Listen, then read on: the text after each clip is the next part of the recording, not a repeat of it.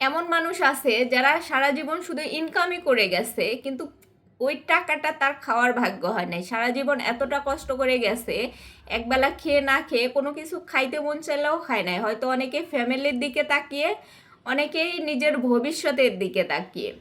এরকমটা না যে আপনি সম্পূর্ণ টাকা শুধু খেয়ে শেষ করে দিবেন, আপনার যা মন চাবে অহেতুক খরচ করে শেষ করবেন, এরকমটাও না। আপনার যতটুকু লাগবে, আপনার এখন মন চাইছে একটা জিনিস করতে, সেটা আপনি এখন করলে আপনার ভালো লাগবে, কিন্তু সেই জিনিসটা হয়তো আপনি ভবিষ্যতে গিয়ে করতে পারবেন না, বা করলেও এখনকার মতো তৃপ্তি আসবে না।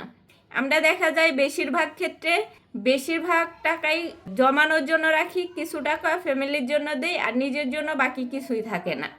এই জন্য আপনার 3 ভাগের টাকা 1 ভাগ ফ্যামিলিকে দেন, 1 ভাগ নিজের জন্য খরচ করেন, 1 ভাগ হয়তো রাখেন, তার থেকে কিছু টাকা দান খয়রাত করেন, ওই টাকাতে বরকত আসবে। সব টাকা ব্যাংকে পুরে রাখলে আপনি কখনোই আপনার সেই ব্যাংকের টাকা নিজের চাহিদা অনুযায়ী খরচ করতে পারবেন না, ভবিষ্যতে গিয়েও পারবেন না। সেই সময় সুযোগ আসলেও সেই মন মানসিকতা আসবে না।